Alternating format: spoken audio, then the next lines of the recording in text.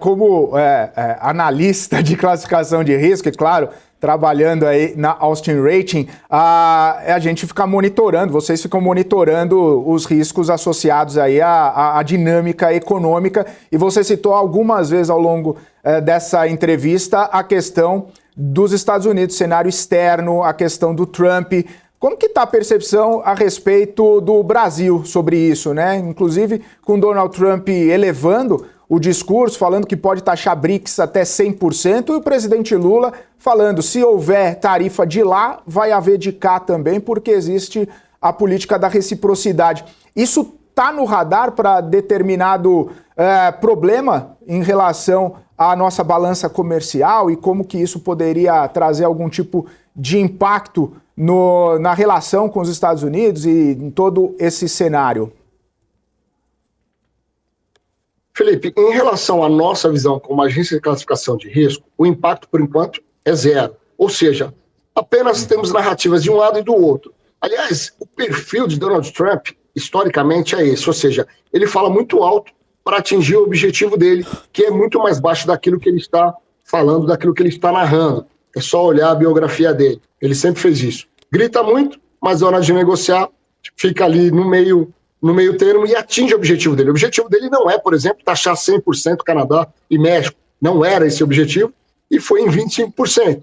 Mas isso obriga os seus concorrentes a sentarem na mesa e negociar muito próximo daquilo que ele deseja. E aí ambos saem com a sensação de vitória. No caso do Brasil, é importante a gente destacar que ao longo das últimas 2 décadas, Estados Unidos perdeu o seu protagonismo em relação ao balanço comercial. Hoje, os Estados Unidos é o segundo maior parceiro comercial do Brasil, atrás apenas da China. A China representa 1/3 do nosso balanço comercial, os Estados Unidos apenas 1/10, ou seja, 10%. É importante, mas não é determinante. Então, eles vão ter que sentar e negociar. Por quê? Porque os Estados Unidos compram muito produto básico do Brasil, matéria-prima, como, por exemplo, petróleo. Nosso petróleo é um petróleo pesado, barato, que é para utilizar em asfalto. Os Estados Unidos utilizam muito isso, porque eles utilizam para combustíveis o petróleo gerado ali no Golfo do México, que é um petróleo leve, é um petróleo mais barato. Então ele depende do Brasil para a sua estratégia de crescimento. Então vai ter que sentar e negociar. Isso não nos preocupa. O que nos preocupa é, por exemplo, essa postura dele com relação a essa avalanche de deportação. Porque a gente sabe hoje que um bom número do contingente empregado são de latinos, são de imigrantes latinos. Isso pode elevar o custo do trabalho. Vocês acabaram de anunciar que houve um aumento no rendimento médio do trabalho, do custo do trabalho. Isso pode elevar a inflação.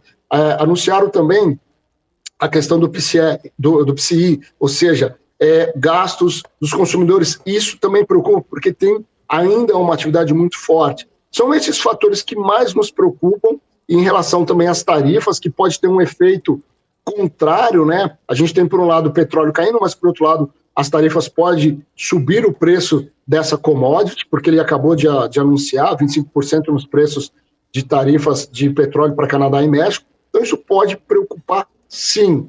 Por quê? Porque pode manter uma política monetária nos Estados Unidos ainda numa taxa estável ao longo do ano. Isso mantém o dólar, de alguma forma, valorizado, isso pressiona o real aqui, e a gente vai ter que elevar a nossa taxa de juros algo acima de 15%, muito mais próximo de 16%, que aliás passa a ser o nosso cenário agora, para trazer essa inflação aqui no Brasil para o centro da meta em torno de 3%, os juros aqui vai ter que chegar a 16% para trazer ela a 3% lá em meados de 2026, por conta até do efeito defasado.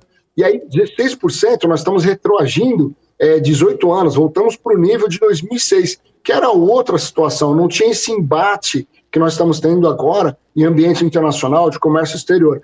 São esses fatores que preocupam não só a Austin Rate, mas também os investidores em relação a Trump.